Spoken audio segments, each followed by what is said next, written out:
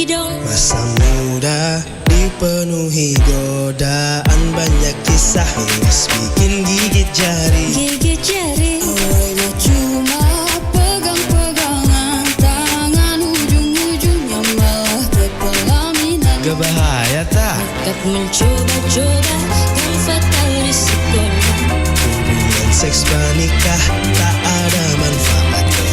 Udah dapat KTP, PMS mulai. Jangan kau tutup mata, kita cegah bersama. Hargai diri sendiri, jangan cepat terbujuk kekasih. Hindari kontak fisik berlebih, Jaga pikiran dan juga jaga lisan. Dekatkan diri dengan Tuhan, perbanyak kegiatan dan berhenti untuk nonton pornografi. Ayo tahan-tahan dulu, biar tidak ke penghulu. Jangan kau tukarkan cinta hanya untuk nikmat dunia. Kita generasi hebat, lahirkan generasi sehat. Takkan ada untungnya jika seks sebelum menikah.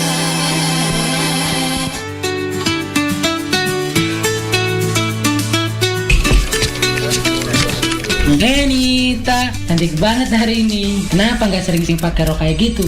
Bikin suasana kantor jadi seger nih. Tolong berhenti Roy, itu nggak pantas. Ah, bercanda kok, nggak usah baper. Bercanda? Tidak, itu adalah pelecehan seksual. Banyak orang mengalami hal seperti ini setiap hari dan ini tidak boleh dianggap remeh. Undang-Undang Tindak Pidana Kekerasan Seksual UU TPKS melindungi setiap orang dari pelecehan baik verbal maupun fisik. Ingat, pelecehan seksual bisa terjadi di mana saja dan itu adalah tindakan yang melanggar hukum. Jika Anda atau orang yang Anda kenal khususnya perempuan dan anak menjadi korban pelecehan seksual, jangan diam. Laporkan ke Sapa 129 atau WhatsApp ke 0811 129 129 yang siap mendengarkan dan membantu Anda. Lawan pelecehan seksual. Jangan biarkan pelaku bebas dari jeratan hukum. Pesan ini disampaikan oleh Kementerian Pemberdayaan Perempuan dan Perlindungan Anak Republik Indonesia dan Jaringan Radio Komunitas Indonesia.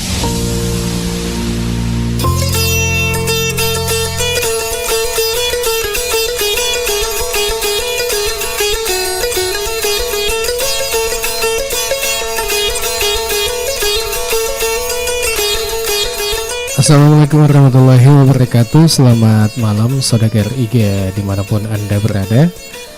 Senang dan bahagia rasanya untuk malam ini kita bertemu di program acara Bincang-Bincang Santai.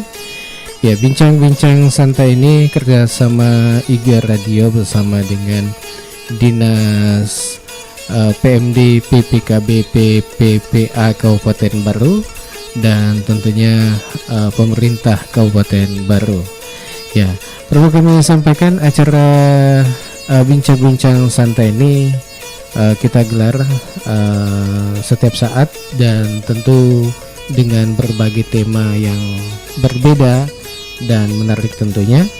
Jadi malam ini kita akan bincang-bincang terkait dengan desa ramah perempuan dan peduli anak. Ya, desa ramah perempuan dan peduli anak ini tentu kita akan gelar sampai dengan tuntasnya ini. Ya, di studio sudah hadir tentunya narasumber kita yaitu Bapak Suwardi Aidit SE, ya, PLT Kabid PPPA Dinas PMD PPKB PPPA Kabupaten Baru. Ya, kita sapa beliau dulu. Assalamualaikum. Waalaikumsalam. Selamat malam semuanya para pendengar IGA Radio. Iya, gimana kabar ta ini? Alhamdulillah baik, sehat. Sehat, alhamdulillah. Seperti cuaca malam ini kayaknya agak bersahabat. Ya, kita ini akan bincang-bincang terkait dengan desa ramah perempuan dan peduli anak ini. Betul, ya, betul. Ya, mungkin ada yang bertanya, saudagar Ika, bahwa apa ini desa ramah perempuan dan peduli anak? Ya, kita mesti apa ini? Di desanya mesti bagaimana? Ya, mungkin bisa dijelaskan dulu apa ini Desa Ramah Perempuan dan Peduli Anak? Ya, silakan, Pak. Baik, terima kasih Bung Alil.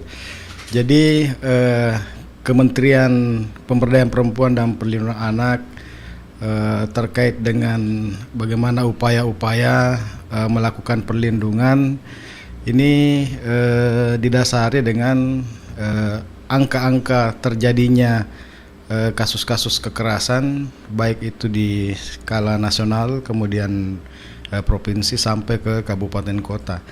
Nah, untuk itu kebijakan dari kementerian, beberapa upaya-upaya, program-program yang dilakukan, ada yang namanya sekolah ramah anak, kemudian yang payung di kabupaten itu kabupaten layak anak, kemudian kebijakan terkait dengan pengaruh utamaan gender, dan yang terakhir ini kita kenal lagi yang namanya Desa Ramah Perempuan dan Peduli Anak. Nah, ini merupakan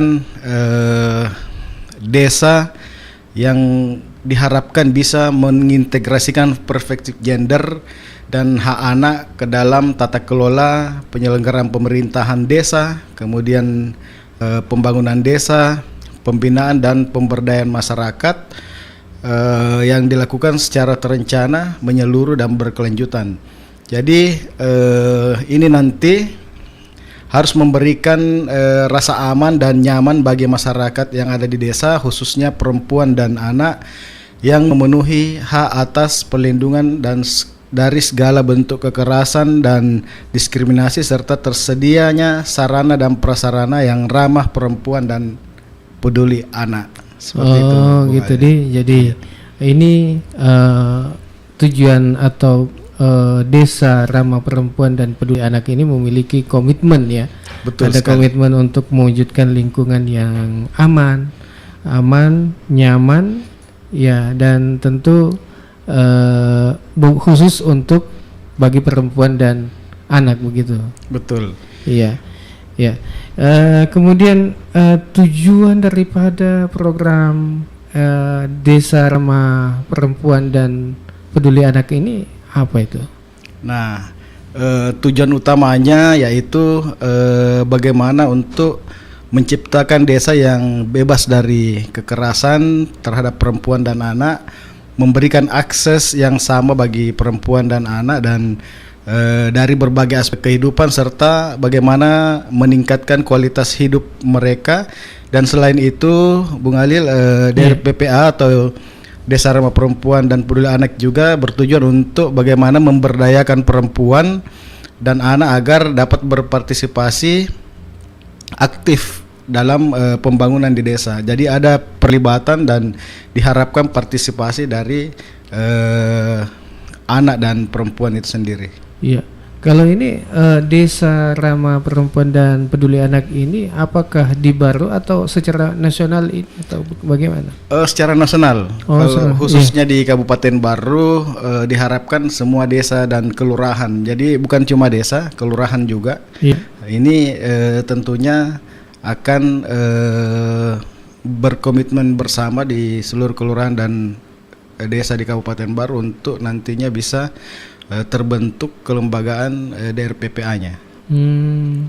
Ya, jadi semua di desa di Kabupaten Baru ini sudah terbentuk atau bagaimana, sudah jalan kah? Baru-baru ini kita melakukan launching karena ini kan baru ada instruksi dari pemerintah provinsi juga. Kemarin kami dipanggil untuk mengikuti sosialisasi terkait DRPPA, dan alhamdulillah di Baru kita menindaklanjuti dengan melakukan launching di tingkat kabupaten. Jadi ada penandatangan MOU untuk semua kepala desa dan lurah hadir semua dan menandatangani MOU untuk bagaimana nanti ditindaklanjuti pembentukan DRPPA di wilayahnya masing-masing. Dan sampai saat ini, sampai akhir tahun ini, kami di Dinas PMD PPKB PPPA sudah turun mensosialisasikan. Jadi kurang lebih menurut data kami sudah ada 20-an desa yang sudah membentuk. Kan ini Bung Alil ditindaklanjuti dengan pembentukan kelembagaannya dulu. Jadi ada perdes yang dibuat kepala desa untuk pembentukan DRPPA ini. Iya. Kalau seumpama kan ada yang belum siap ini, yang belum siap mungkin terkendala apa itu kalau biasanya itu yang belum siap ini? Saya kira teman-teman kepala desa dan lurah siap dan siap semua dan mempunyai komitmen yang kuat untuk pembentukan ini. Cuma menunggu saja sosialisasi dari teman-teman di kabupaten. Misalnya setelah sosialisasi baru mereka membentuk, karena ini kan ada beberapa kesepakatan terutama untuk perdesnya itu kan harus dimusyawarahkan dengan BPD-nya. Jadi BPD-nya ini perlu mendapatkan dulu semacam pengetahuan seperti apa itu dari PPA. Iya. Kalau untuk membentuk ini Desa Ramah Perempuan dan Peduli Anak ini, kan pasti ada persyaratan-persyaratan yang harus dipenuhi oleh desa tersebut. Ya, seperti apa syarat atau kalau ingin menjadi Desa Ramah Perempuan dan Peduli Anak ini? Saya kira semua desa tidak sulit untuk bisa menjadikan desanya dengan menjadi DRPPA. Tinggal bagaimana berkomitmen saja, kemudian didukung dengan semua lembaga-lembaga yang terkait di desa untuk bagaimana menciptakan khususnya pengaruh utama gender dan upaya-upaya membuat perlindungan terkait dengan perempuan dan anak di desa. Iya, begitu Iya. Baik. Kemudian ini saya mau tanyakan juga apa saja indikator keberhasilan suatu desa dalam menerapkan Desa Ramah Perempuan dan Peduli Anak ini. Tapi sebelum dijawab, kita break dulu. Jangan kemana-mana, tetap saja bersama kami di IGA Radio.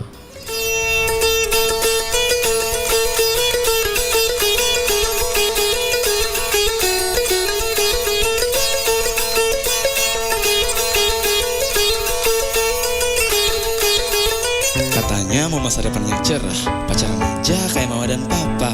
Cari pasangan yang benar, kalau nggak benar rugi dong. Masa muda dipenuhi godaan, banyak kisah miris bikin gigit jari. Gigit jari. Awalnya cuma pegang-pegangan, tangan ujung-ujungnya malah ke pelaminan. Gak bahaya tak? Dekat mencoba-coba, kan fatal risikonya.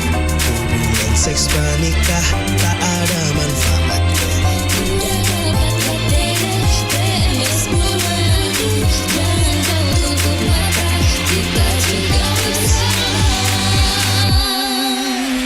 Hargai diri sendiri, jangan cepat terbujuk kekasih. Hindari kontak fisik berlebih, jaga pikiran dan juga jaga lisan. Dekatkan diri dengan Tuhan, perbanyak kegiatan dan berhenti nonton pornografi. Ayo tahan-tahan dulu, biar tidak ke penghulu. Jangan kau tukarkan cinta hanya untuk nikmat dunia. Kita generasi hebat, lahirkan generasi sehat. Takkan ada untungnya Jika seks sebelum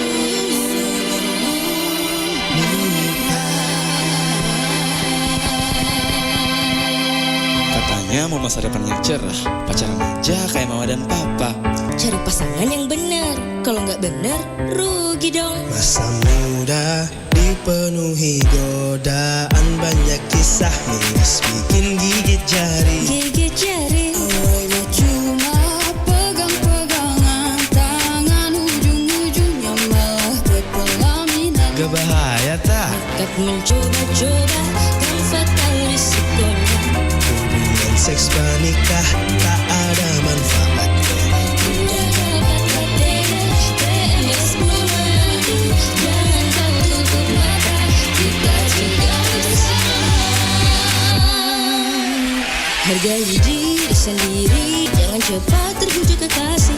Hindari kontak fisik berlebih, jaga pikiran dan juga jaga lisan. Dekatkan diri dengan Tuhan, perbanyak kegiatan dan berhenti nonton pornografi.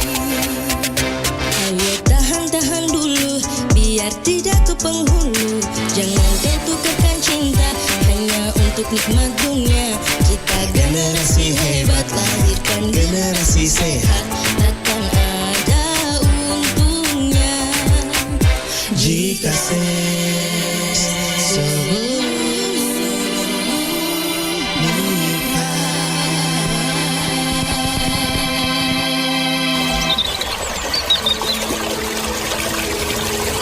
Halo Olbi, kamu tahu nggak?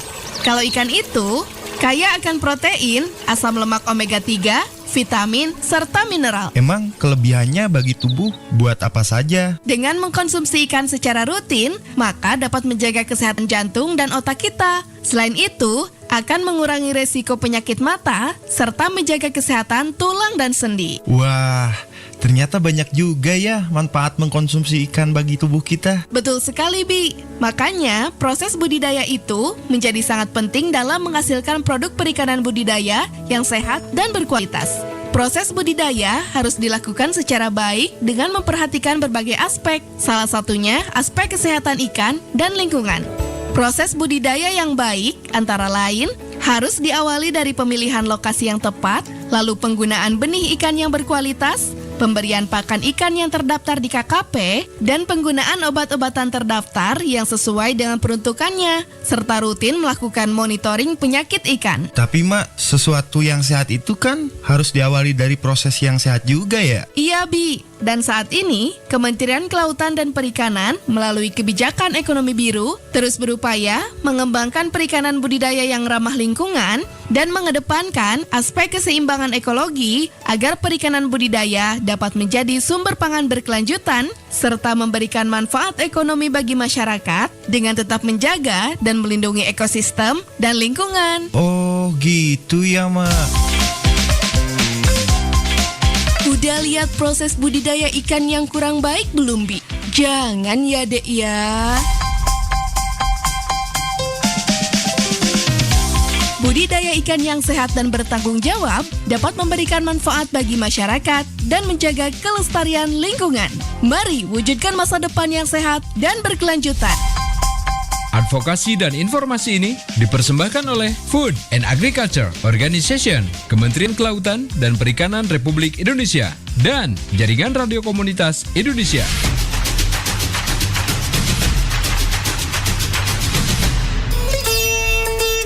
Ya, masih di IGA Radio, radionya Saudagar IGA. Masih di bincang-bincang santai.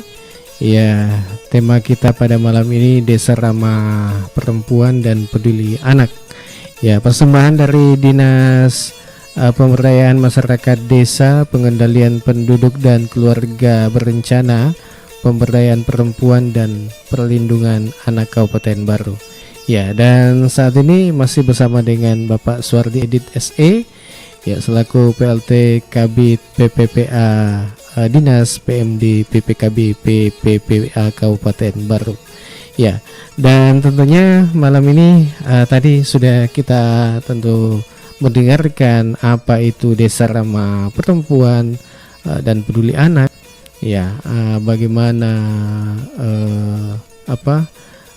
suatu desa bisa menjadi desa ramah perempuan dan peduli anak. Ya, kemudian tentu tadi yang saya tanya bahwa ini indikator keberhasilan suatu desa dalam menerapkan desa ramah perempuan dan peduli anak ini seperti apa? Ya. Baik, Bung Alil. Jadi sebelumnya selalu ada pertanyaan bahwa kenapa harus di desa? Iya, kenapa bukan di kota tadi? Iya, kenapa harus di desa? Karena desa merupakan satuan perangkat daerah terkecil di pemerintahan yang mempunyai kewenangan khusus. Itu yang pertama, dan 65% korban kekerasan terhadap perempuan dan anak itu terjadinya di wilayah perdesaan. Datanya seperti itu. Makanya kebijakan dari Kementerian PPA tentunya bagaimana melakukan program DRPPA ini di seluruh desa kelurahan yang ada di seluruh Indonesia. Baik, selanjutnya terkait indikatornya. Jadi indikator Desa Ramah Perempuan dan Peduli Anak ini ada dua jenis indikator, yaitu pertama terkait dengan indikator kelembagaan, kemudian yang kedua adalah indikator yang menyangkut substantifnya. Jadi indikator terkait kelembagaan yaitu yang pertama adanya pengorganisasian perempuan dan anak di desa. Nah, ini berarti ada kelompok-kelompok perempuan atau anak yang aktif terlibat dalam kegiatan pembangunan desa. Nah, seperti contohnya kami di Kabupaten Baru itu ada forum anak. Forum anak ikut andil untuk melakukan upaya-upaya pencegahan maupun kegiatan-kegiatan terkait dengan pemenuhan hak anak. Nah, yang kedua, indikator kedua yaitu desa memiliki data pilah yang memuat tentang perempuan dan anak. Nah, ini sangat penting juga karena sebagaimana kita ketahui semua data yang selama ini belum dilakukan secara terpilah, berapa orang jumlah laki-laki, kemudian jumlah perempuan, kelompok umurnya. Biasanya data yang disajikan masih masih disatukan seperti itu. Dan ini di indikator dari PPA desa ini sudah harus mempunyai data terpilah. Kemudian selanjutnya yaitu adanya kebijakan di desa yang mengatur terkait dengan implementasi dari PPA. Jadi desa nantinya memiliki peraturan desa seperti yang saya sampaikan tadi, bahwa desa bersama-sama dengan BPD nanti bermusyawarah merumuskan terkait dengan pembentukan peraturan desanya. Jadi di situ nanti diatur mengenai pelaksanaan program Desa Ramah Perempuan dan Peduli Anak di wilayahnya masing-masing. Selanjutnya, indikator selanjutnya yaitu adanya pembiayaan dari keuangan desa dan pendayagunaan aset desa untuk mewujudkan DRPPA. Jadi untuk indikator ini diharapkan nanti desa juga bisa mengalokasikan anggaran dari dana desa untuk program-program DRPPA dan memanfaatkan aset desa untuk mendukung kegiatan-kegiatan tersebut. Apakah misalnya bentuk-bentuk pertemuan-pertemuan yang nanti bisa difasilitasi oleh desa di aulanya atau seperti apa. Selanjutnya kita masuk di indikator yang substantif. Ini pertama, bagaimana meningkatnya jumlah perempuan wirausaha di desa. Jadi ada pengelompokan kelompok-kelompok wirausaha perempuan ini bisa dilakukan difasilitasi untuk diberdayakan, karena sebagaimana kita ketahui bahwa kasus-kasus KDRT yang terjadi salah satu penyebabnya yaitu biasanya faktor ekonomi. Jadi ini difasilitasi nanti untuk bagaimana kelompok-kelompok UMKM atau kelompok-kelompok perempuan yang ada di desa ini bisa mandiri secara ekonomi. Selanjutnya yaitu meningkatnya keterwakilan perempuan di struktur desa maupun BPD. Jadi perempuan memiliki kesempatan yang lebih besar untuk duduk dalam posisi pengambilan keputusan di desa. Saya kira di desa kelurahan, desa khususnya di Kabupaten Baru, anggota BPD-nya itu banyak, ada keterwakilan. Ya, ada keterwakilan perempuan. Dan indikator selanjutnya, bagaimana nanti meningkatnya peran ibu dalam keluarga dalam pengasuhan dan pendidikan anak. Jadi ini berbicara pola asuh, pola asuh dalam keluarga. Dan indikator selanjutnya, berkurangnya kasus kekerasan terhadap perempuan dan anak. Saya kira ini yang utama. Jadi angka-angka kasus-kasus kekerasan di desa itu diharapkan tidak terjadi lagi. Dan yang terakhir, meningkatnya akses perempuan terhadap layanan dasar, juga terkait dengan perkawinan anak dan pekerja anak. Nah, kenapa itu Pak yang perkawinan anak? Ya, Apakah ini, perkawinan anak juga ini banyak kasusnya di Kabupaten Baru. Dan ini sangat perlu menjadi perhatian.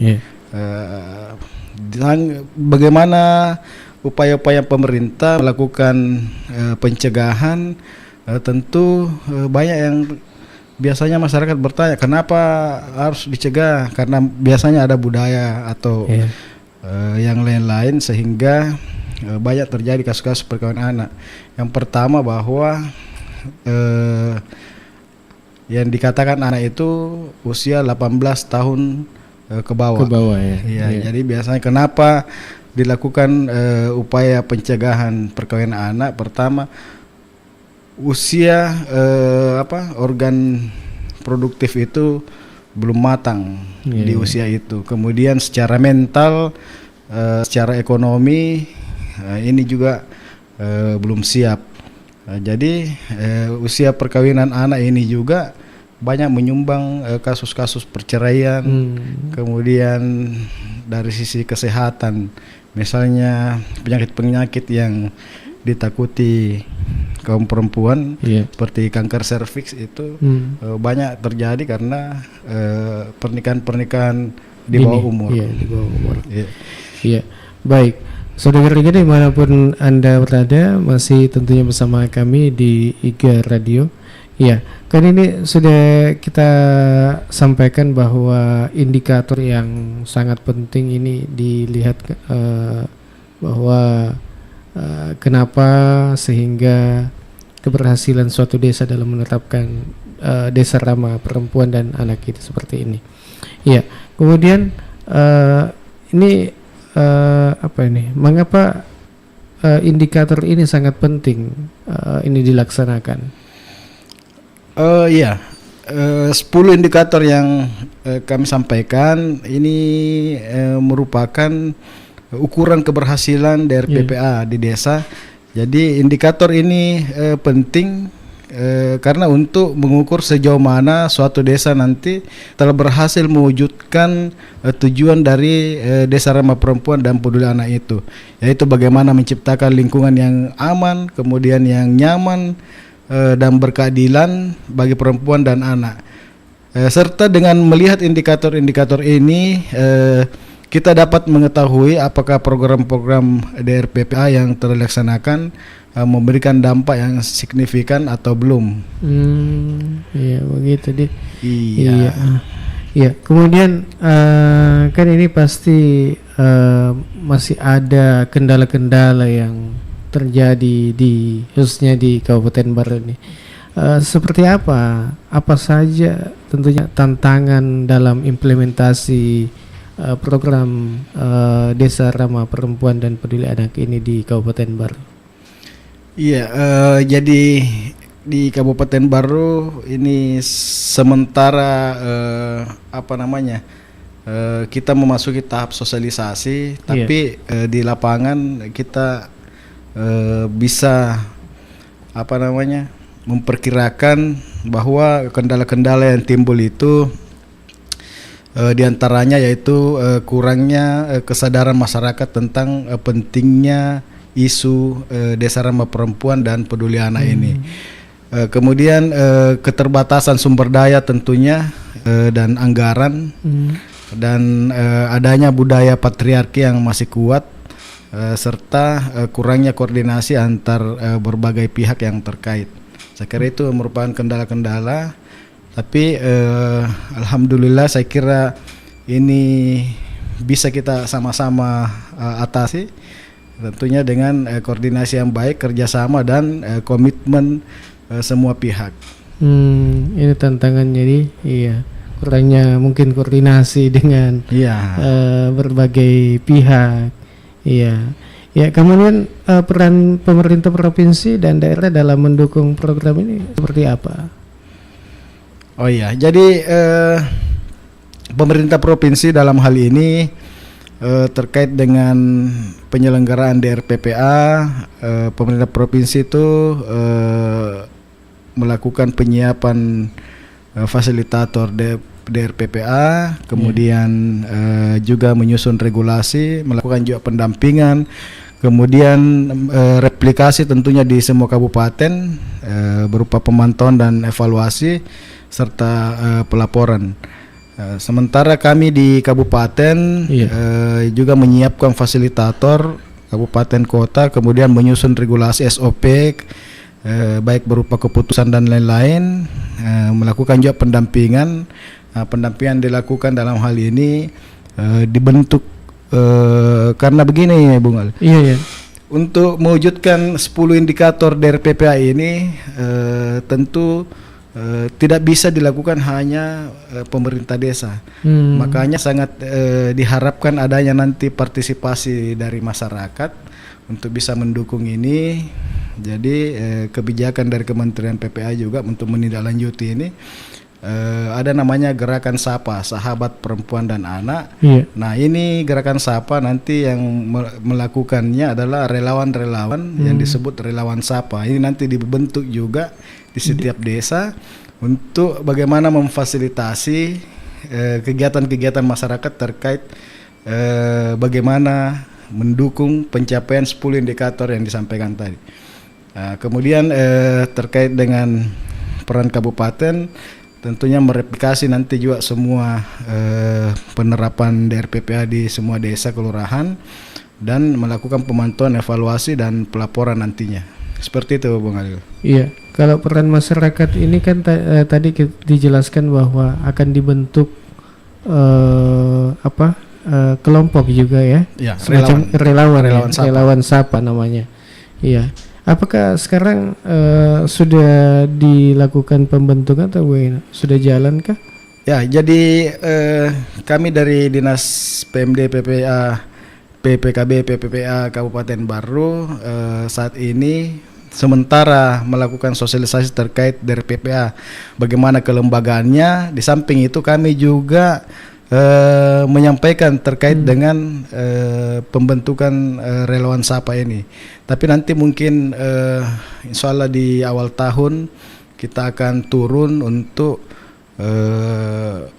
bagaimana melakukan penguatan pada relawan-relawan yang sudah dilakukan sudah di-SK-kan oleh kepala desa. Iya. Adakah contoh-contoh atau best practice yang dilakukan oleh Desa Ramah Perempuan dan Peduli Anak ini? Best practice-nya yang sudah kita lakukan, pertama yang saya sampaikan di awal bahwa kabupaten sudah melakukan launching terkait dengan DRPPA, melakukan penandatangan MOU, komitmen semua kepala desa dan lurah. Kemudian nantinya akan dilakukan rembuk desa untuk mengidentifikasi permasalahan dan isu-isu strategis yang ada di desa, dan menentukan relawan Sapa atau Sahabat Perempuan dan Anak. Dilanjutkan dengan pelatihan atau penguatan kapasitas dari relawan yang ditunjuk, pendampingan ke masyarakat, dan melakukan pemantauan, monitoring dan evaluasi nantinya. Iya, itu yang kami lakukan. Baik. Saudara warga dimanapun Anda berada, masih tentunya bersama kami, dan di sesi terakhir nanti kita akan balik lagi. Jadi jangan kemana-mana, tetap saja bersama kami. Katanya mau masa depan yang cerah, pacaran aja kayak mama dan papa. Cari pasangan yang benar, kalau nggak benar rugi dong. Masa muda dipenuhi godaan, banyak kisah miris bikin gigit jari. Gigit jari. Awalnya cuma pegang-pegangan tangan, ujung-ujungnya malah berpelaminan. Gak bahaya tak? Nekat mencoba-coba, kan fatal risikonya. Hubungan seks pranikah tak ada manfaatnya.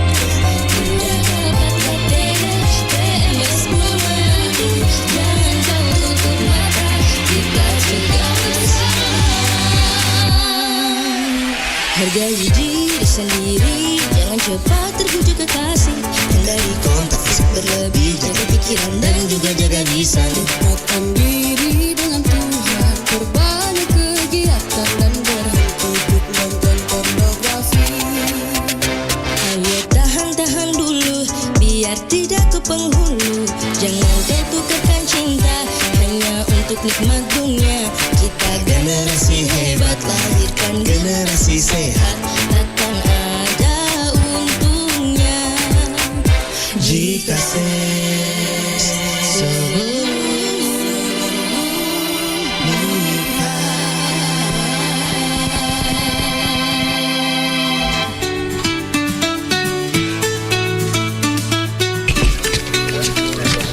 Nita, cantik banget hari ini. Kenapa nggak sering-sering pakai rok kayak gitu? Bikin suasana kantor jadi seger nih. Tolong berhenti Roy, itu nggak pantas. Ah, bercanda kok, nggak usah baper. Bercanda? Tidak, itu adalah pelecehan seksual. Banyak orang mengalami hal seperti ini setiap hari dan ini tidak boleh dianggap remeh. Undang-Undang Tindak Pidana Kekerasan Seksual (UU TPKS) melindungi setiap orang dari pelecehan baik verbal maupun fisik. Ingat, pelecehan seksual bisa terjadi di mana saja dan itu adalah tindakan yang melanggar hukum. Jika Anda atau orang yang Anda kenal khususnya perempuan dan anak menjadi korban pelecehan seksual, jangan diam. Laporkan ke Sapa 129 atau WhatsApp ke 0811 129 129 yang siap mendengarkan dan membantu Anda. Lawan pelecehan seksual. Jangan biarkan pelaku bebas dari jeratan hukum. Pesan ini disampaikan oleh Kementerian Pemberdayaan Perempuan dan Perlindungan Anak Republik Indonesia dan Jaringan Radio Komunitas Indonesia. Magi weton saki. Aduh, maniku kita tuh mata pitem mata tapi maniku. Wek bapak nasi dosa rai, jama-jamang hepat di ziga na yoli matu nyokang kit mapada Ajak metona na jok kama pada tay. Masa kena ya sama kuku undangan. Ya mana na tua iya di iseng undangan ngagaman. Jolo pa uli yolo anu rewe roy. Bacau, maya Cina yolo. Iya om, maga ki. Tegir masur mukit ya sengi undangan. Manang kayu ki om, na de may ki undangange. Ya ki pale, kodit na yuki. Kana percetakan na om. Tega ni kama kurodo. Kaku percetakan iga print. Oh, kudegi monre ro iga print. Ku bungi om. Ya ko mane pa cok asur me burna pale. Lepa pi pale beti om ulo me ki. Iga lepa burna lepel. Kopi boti. Iyo, na de. Iga Print melayani cetak undangan dengan berbagai model yang kita inginkan dan harganya bersahabat. Engkau undang atau mete pun nih? Magati to. Iya, terima kasih banyak pale na. Wajah ijo lo. Iwajah paga pale yolo. Pateru kene pe tamatan tamu ro. Pak Poroto napatin ro doina. Surit tedui. Tunggu apa lagi? Hubungi Iga Print di Jalan Semangka Bungi Lalabata, Kecamatan Tenete Lauk, Kabupaten Baru, atau Studio Iga Radio. Kontak person di 0813 5509 8880. Katanya mau masa depan yang cerah, pacaran aja kayak mama dan papa.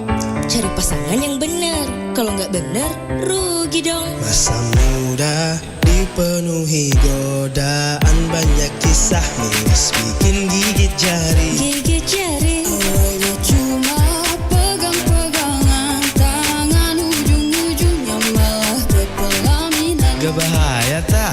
Nekat mencoba-coba, kan fatal risikonya. Hubungan seks pranikah tak ada manfaatnya.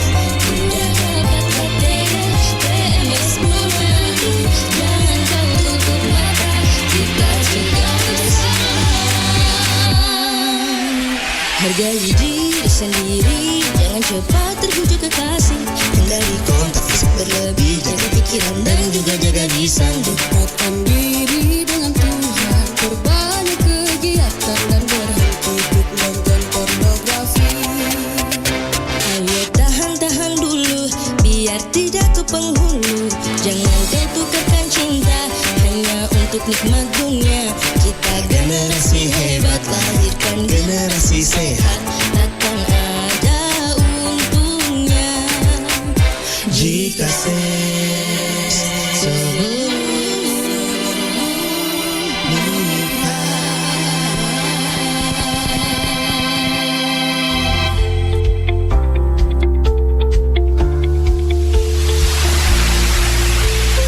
Setiap orang berhak merasa aman, namun kenyataannya banyak yang menjadi korban kekerasan seksual baik di tempat kerja, di ruang publik, bahkan di lingkungan keluarga terdekat. Kekerasan seksual bukan hanya soal fisik, tapi juga bisa terjadi melalui kata-kata, isyarat, atau tindakan yang merendahkan. Ini tidak boleh dibiarkan. Sekarang, dengan Undang-Undang Tindak Pidana Kekerasan Seksual UU TPKS, negara melindungi setiap orang dari segala bentuk kekerasan seksual. Pelaku bisa dihukum dan korban bisa mendapatkan pelindungan serta pendampingan hukum dan layanan psikologis. Jangan diam jika Anda atau orang yang Anda kenal, khususnya perempuan dan anak, menjadi korban kekerasan seksual. Laporkan segera. Hubungi Sapa 129 atau WhatsApp ke 08 111 129 129 yang siap mendengarkan dan membantu Anda.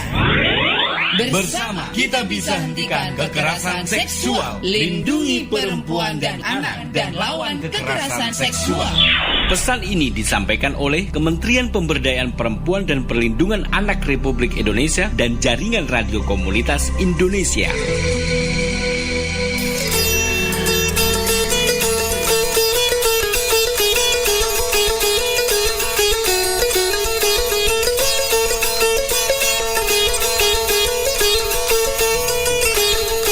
Ya, kita di akhir penghujung acara tentunya di bincang-bincang santai di malam ini dengan tema Desa Ramah Perempuan dan Peduli Anak. Ya, dan masih tentunya bersama Alil menemani Anda semua sampai acara ini tuntas. Ya, mungkin ada yang ingin disampaikan sebelum kita pamit malam ini, Pak Suardi. Ya. Baik,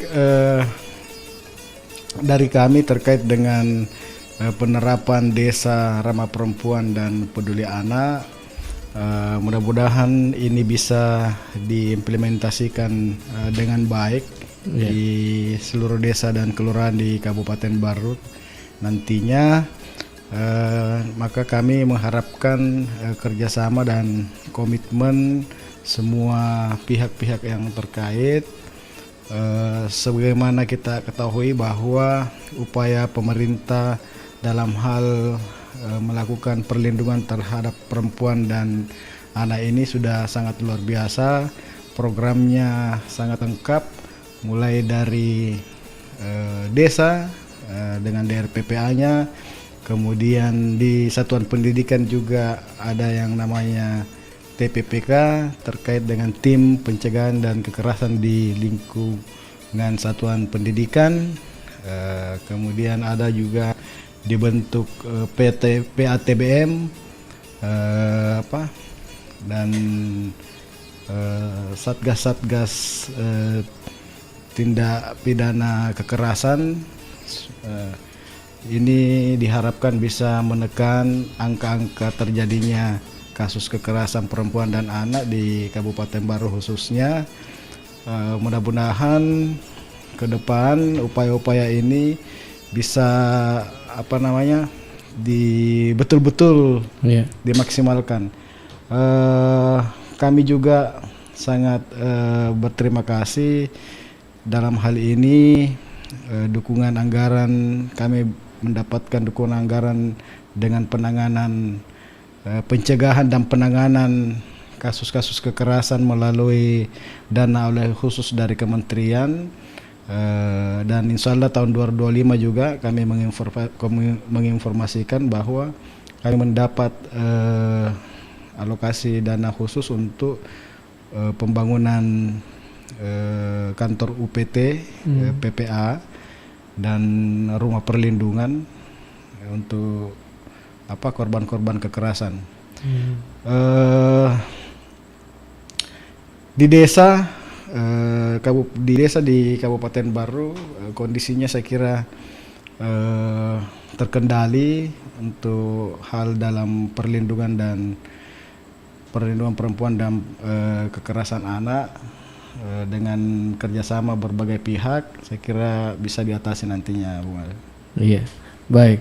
Terima kasih atas kehadirannya di studio, dan tak terasa waktu kita di bincang-bincang santai malam ini sudah sampai di penghujung acara.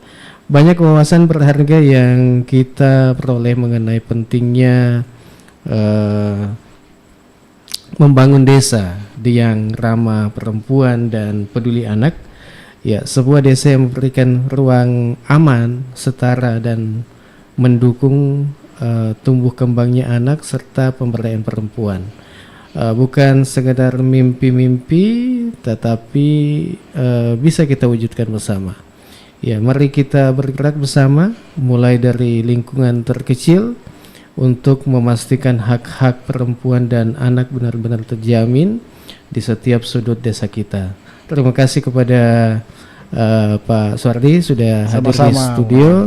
Dan untuk saudagar Iga yang lagi nonton, yang lagi mendengarkan, terima kasih banyak atas kebersamaannya. Saya Alil mohon pamit. Wabillahi taufiq wal hidayah. Wassalamualaikum warahmatullahi wabarakatuh. Waalaikumsalam.